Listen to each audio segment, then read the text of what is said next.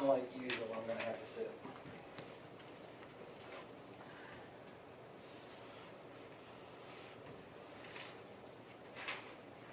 Good to see you, Ryan.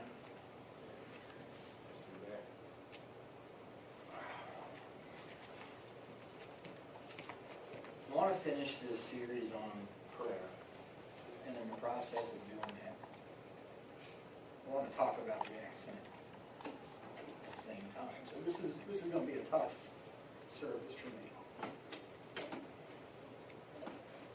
We're in Acts today, 6:4, and Mark 1:35. And I want to talk about prayer as a ministry.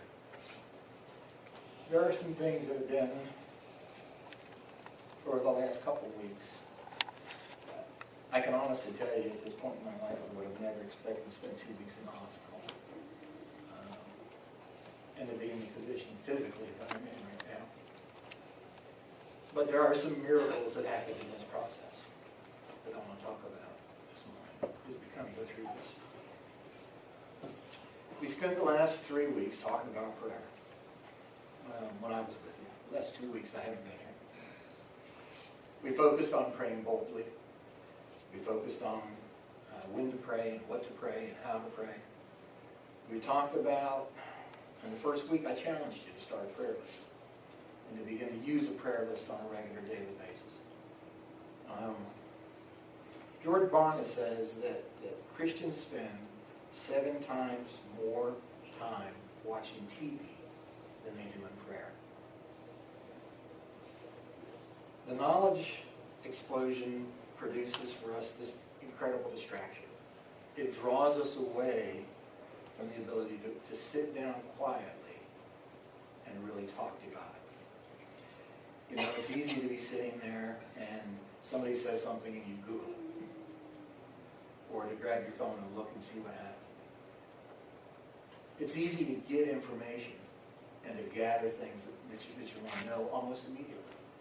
But the problem with that is that it pulls us away and distracts us from really understanding what prayer and that relationship with God is all about. And my cousin John called me last night, and he said, you know, when I talked to you a couple of weeks ago, and I said, I didn't even remember talking to him.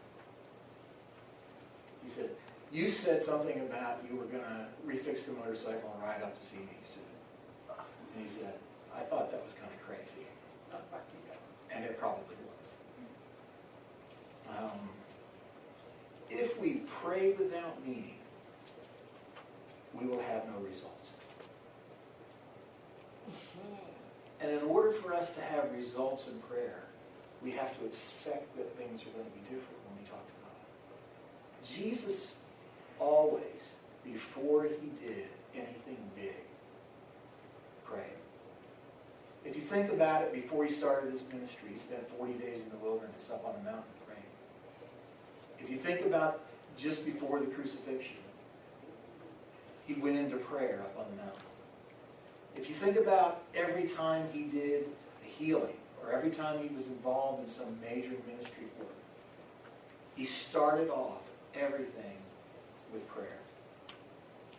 And so what we learn from that process is that what Jesus really is saying is, if I'm the Son of God, and I need to speak to the Father, so then do you. And so this morning, as we go through this process, I want us to really kind of think about it. Think about it from this really simple perspective. Some of you I know are shooters like me. You like to shoot. The way you get good at shooting is you shoot a lot of rounds. And you gain what's called muscle memory. And so that when you pull the gun up, you pull it up always the same way, always the same position, always in the same direction. When you play golf, what makes you good at golf isn't the clubs, it isn't the ball, it isn't the things that you do. It's the practice of learning to swing the club the same way every time. It's muscle memory.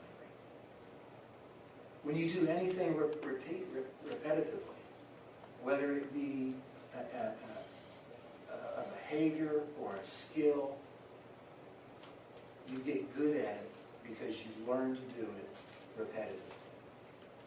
And so as we go through this concept this morning of kind of finishing this thing of prayer, and I want us to think of prayer as a ministry, really. We have to think of prayer as one of those things that we practice regularly. We get good at it because we do it. We get better at it as we practice. And so this morning, this really simple verse, Acts 6:4. Before we go through too much more of that. Acts 6:4 says simply, but we will devote ourselves to prayer and to the ministry of the word. We will devote ourselves to prayer and the ministry of the word. Some of the things that we know happened in the last 6 weeks, if you think about it, there were some miraculous things that occurred. I don't know if you've been watching the Facebook group page regularly. Deborah Harris asked that we pray for her brother. He was really sick in the hospital. They thought he was going to die. He's home. Abby McCall, my daughter Sarah's roommate, asked us to pray when she began to have problems with her shunt. She ended up having no surgery and is still having some problems, but did not require a removal of the shunt in her brain. Brandon, absolute miracle. We prayed for a young man that went in for some, he was a cancer treatment. First time for this kind of cancer. And he walked out of the hospital and was discharged. There's been some amazing things happen in the last 6 or 8 weeks as we, as a church and as a group of body and of believers, begin to pray. I can tell you from the accident, the prayers that you had for me have been miraculous. When I went down, almost 3 weeks ago, I've not looked at it real closely, but from what these guys tell me, there was a very small window where I got through past the guardrail and into the grass. There was a culvert 10 feet from where I landed that dropped off about 30 feet. That I stopped. When I hit the ground that night, I remember hitting the ground and rolling. And as I tried to sit up because I couldn't breathe. I couldn't figure out what was wrong. I mean, it was such incredible pain that I was trying to sit up and couldn't sit up. And I know now why. 9 broken ribs will keep you from doing that. And 6 fractured spine bones will also keep you from doing that. But I was laying head down the hill. And as I laid there, not being able to breathe, I knew that if I couldn't breathe, I was going to die. And the only thing I could say was, God, if you've got something else for me to do, you've got to get some breath in me. And at that point, I shifted to the left and caught a breath. And I knew that point forward, I was going to live through that. It was all of your prayers over the last 2 weeks that kept me going. It was the healing.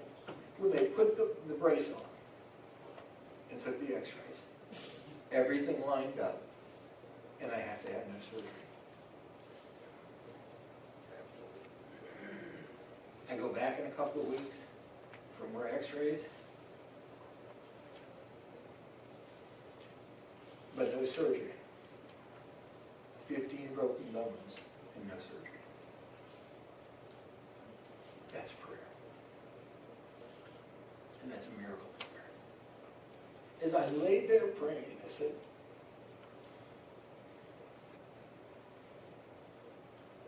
let me see my daughters one more time. And God granted that. I've got a long way to go to heal. But I am absolutely sure. What the doctor said to me the other day is you will have a full recovery. Praise God.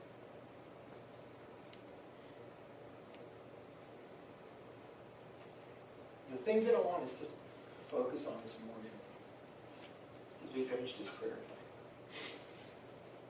is that first of all, we need to schedule our prayer life. Mark 1:35 shows it where Christ got up early in the morning and went out to pray. That passage of Scripture is phenomenal.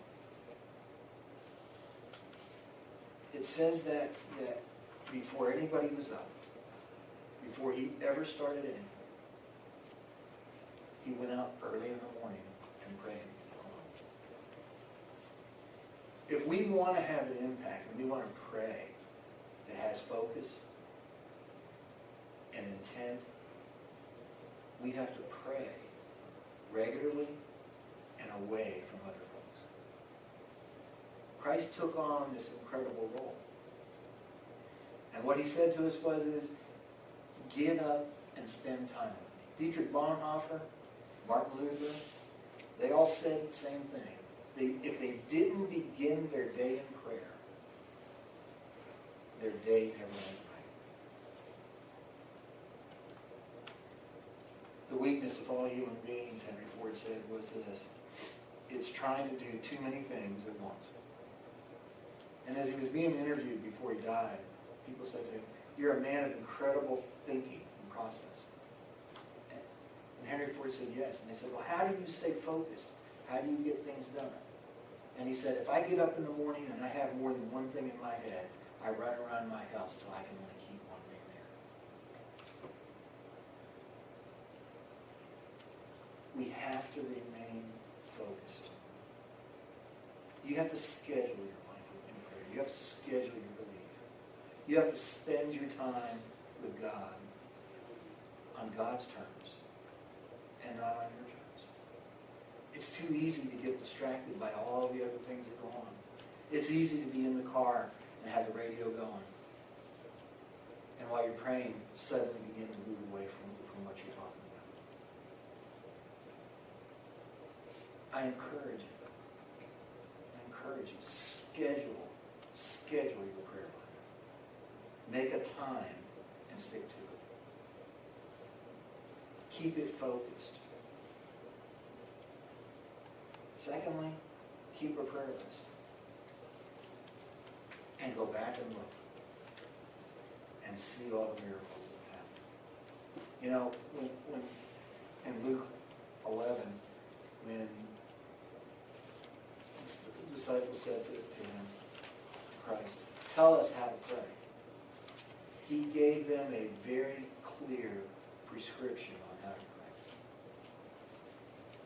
pray. And he started off with always saying thanks. The passage reads, Our Father who art in heaven, hallowed be thy name. The translation today is, Daddy, thank you for everything you do. That word Father is the familiar term. And so the second tip that I have for you as you pray is pray with clear intent and thankfulness for all those things. I can tell you right now, I wake up every morning, and right now I am thankful I wake up. And I am thankful that I can get out of bed. And I am thankful that I can put on this brace.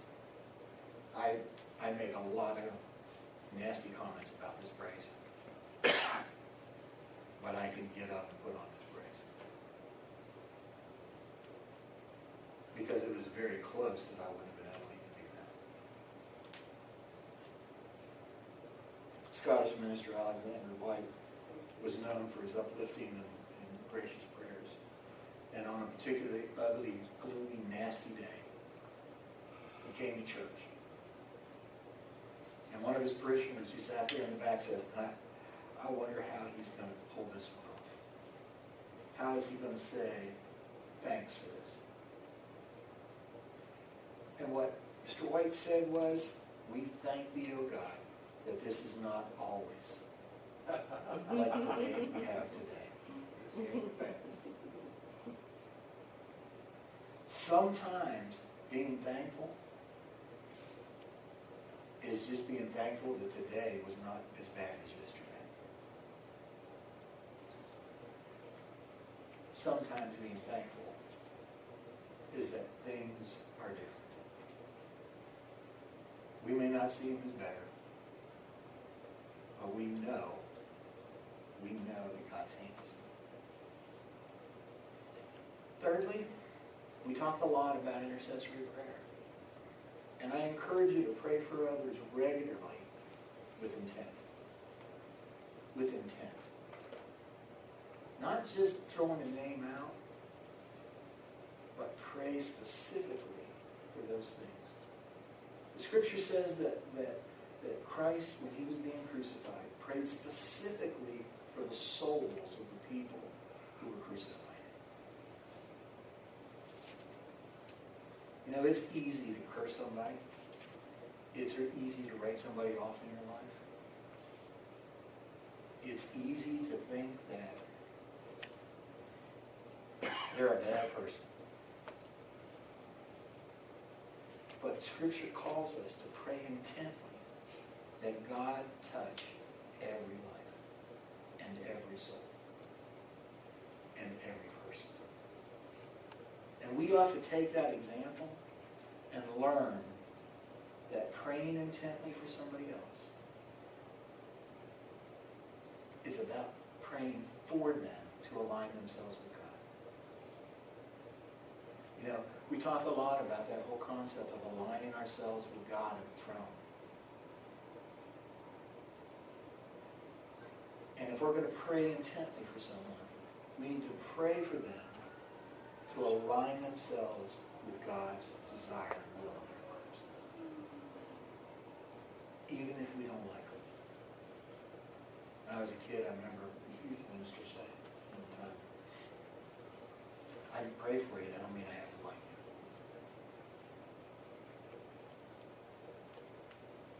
But pray with intent.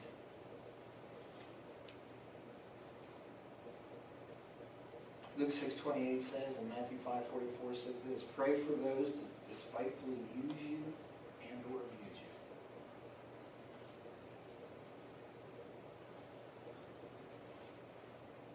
Pray for those folks with intent. Fourthly, pray, expect that change will occur. When you pray and you don't think that anything's going to happen, it won't. We got to learn to pray with power and with boldness and believe that people can change and that lives will change. I know a lot of you have had me in prayer. Every day I get better. Every day I get stronger. And at some point, I'll be able to walk around again. But we've got to learn to pray, expecting change to occur. E. Stanley Jones says that prayer is surrender to the will of God in cooperation with that will. If I were to throw out a boat hook into the ground and start pulling the boat, does the boat move or does the ground move? The boat moves. And when you throw out your prayers to God, you ought to be aligning with His will, not trying to pull God to your will. You can't pray with the intent that God will do it your way. You need to pray that God will teach you how to do it His way. It's about aligning with Him, not trying to align His will with ours. 1 John 5:14 says this, and this is the confidence that we have toward Him, that if we ask anything according to His will, He hears us. His will.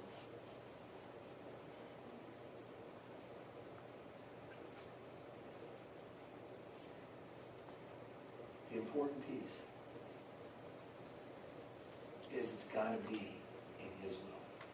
When I was a kid, when we lived in Crusoe, we had a coal-fired furnace, where I learned how to run a coal-fired furnace and how to bank it up at night and the whole 9 yards.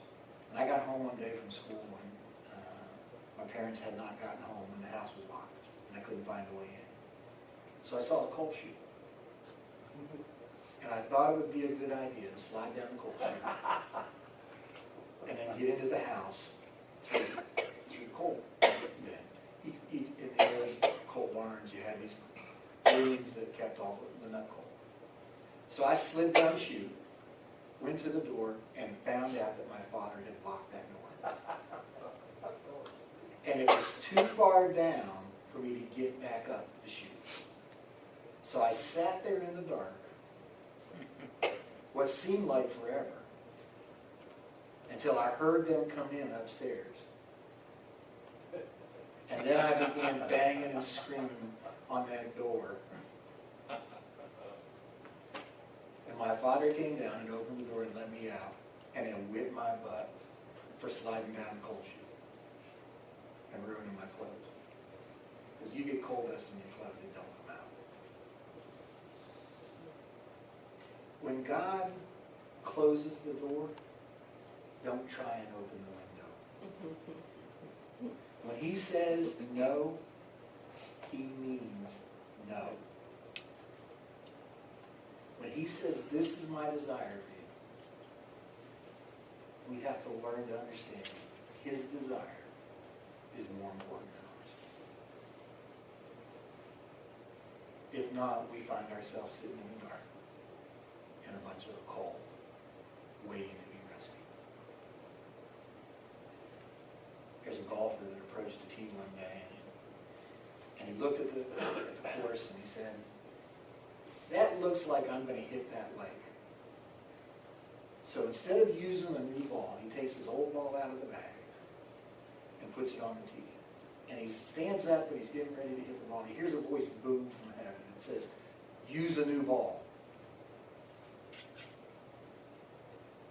And so he says, what? And again the voice says, use a new ball. So he takes out the new ball and he puts it on the tee. And he hears that voice boom again. Take a practice swing. So he stands up there next to the ball and he takes a practice swing. And then he lines up, and just about the time he's getting ready to hit that ball, he hears the voice says, use the practice ball.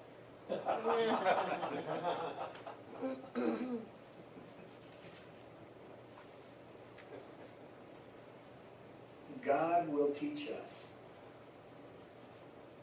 when we listen and when we pay attention.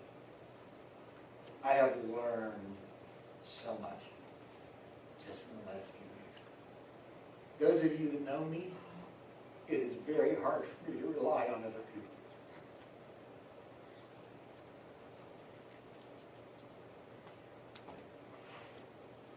God has humbled me. And I can't do things without you all, without people in my life.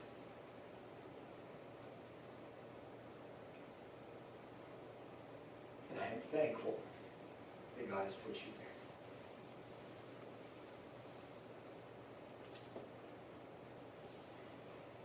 there. Ben Patterson says, when prayer is moved to the periphery of the church, so does God get moved to the periphery of the church. Prayer needs to be the center of everything we do and of all that can be accomplished. We can't accomplish anything in this community as a body without solid, careful prayer.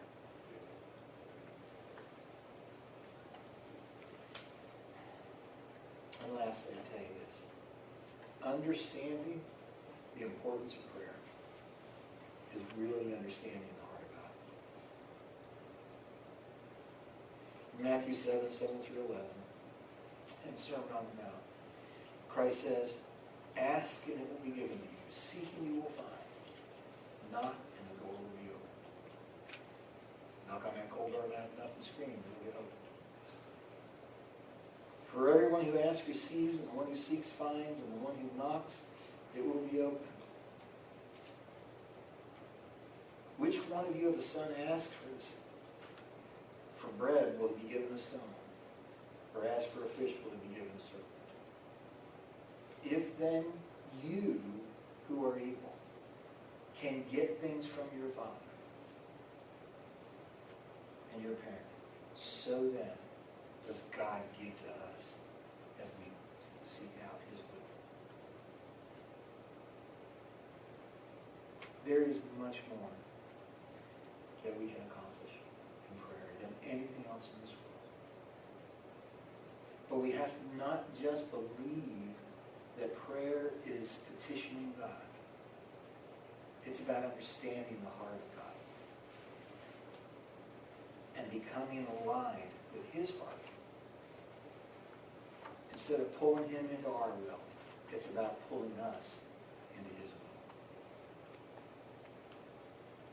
will. 2 Chronicles 7:14 says that if my people who are called by my name humble themselves and pray and seek my face and turn from their wicked ways, then I will hear from heaven, will forgive their sin, and heal their land.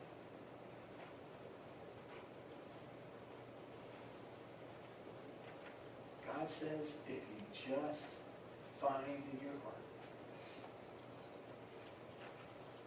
to come to me with that relationship that says, Daddy, I need your help.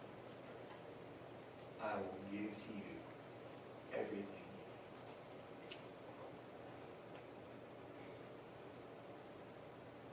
I could not have made it through the last couple of weeks alone.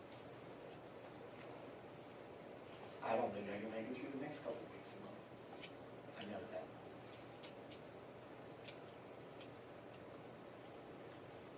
But I believe in my heart that God has brought us together to seek his will together. God's desire is that we meet him at the throne. If you remember when in the very beginning we started about that whole thing, the priest was the only person who could go to the throne of grace. Once a year he would go through a bunch of rituals and he would stand at the throne of grace and pray for all of the other people. And when Christ came into this world, he rent that thing in half, that veil, and said, now you are the priests. You can align yourself with me in prayer. You don't need somebody else to do that for you. You can learn to know my heart because I am available to you. And through Christ, that's where we go.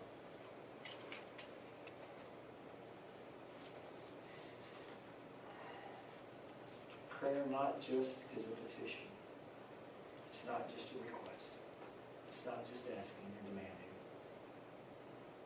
It is developing a deep and intimate relationship with the Creator of the universe, who has a heart that says simply, I want to give to you what you need.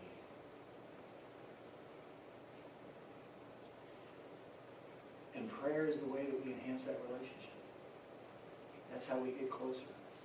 That's how we get to understand what God wants of us. Sidlow Baxter says simply this: men may spurn our appeals, reject our message, despise our persons, but they are helpless against our prayers.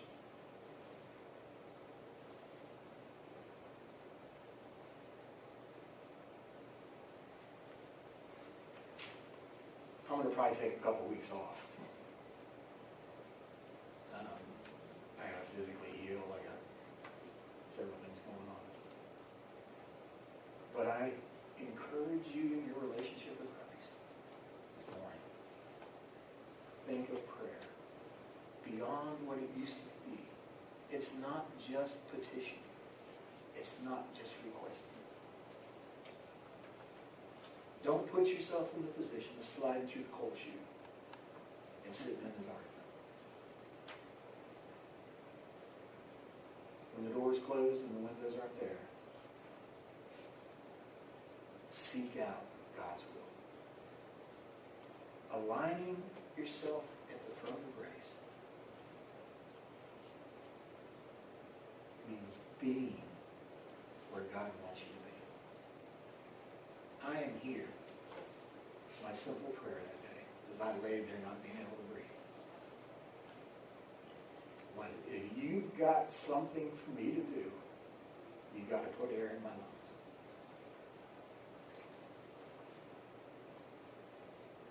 Because there was none. The miracle in this was everything is lining up. I have to have no surgery. The miracle in this is I had no road rash. I didn't tear any skin. The miracle in this is that even when I hit that ground, I didn't go over that last little 10 feet into the culvert. Now my first question was, how's the bike?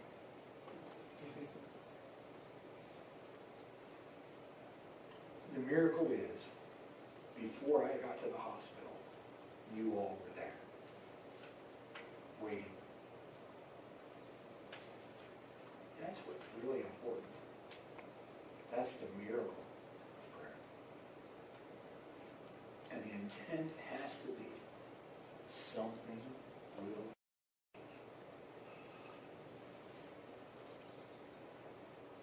No matter what happens in your life,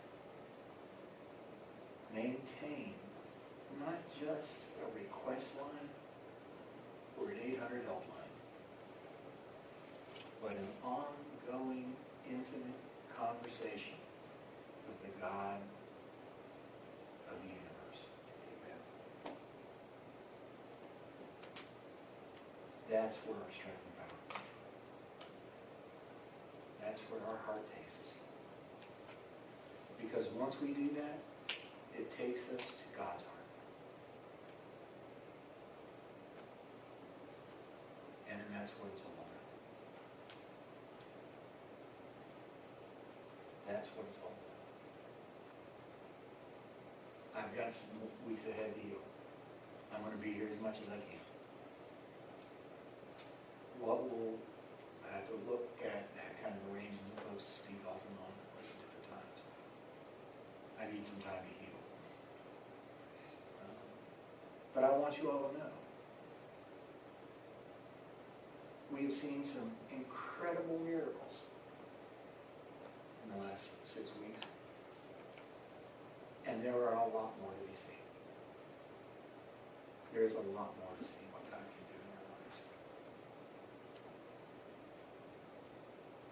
And I am absolutely convinced that as we align ourselves with God at His throne, we will see some miracles happen. Even more than what we've seen already. Let's bow forward in prayer. Lord God, as we come before you today, we are just so thankful for all that you've done for us. The miracles we've seen, it's touched our hearts and led us to be that person you want us to be. Lord, we know that there are just incredible things ahead of us as individuals, as a church, as we grow in you and in your desires and your will. We know that there are just some things that you have for all of us to do. And we ask, Lord, that there be nothing in our hearts and nothing in our souls and nothing in our minds that prevent us from understanding your will and your desire and your heart in our lives. Let us grow closer to you as we learn to understand those things that you want. In his name, and in the creator of the universe name, Jesus, we want to thank you. Amen. And one last video. Stand. I'd say stand with me, but I'm not.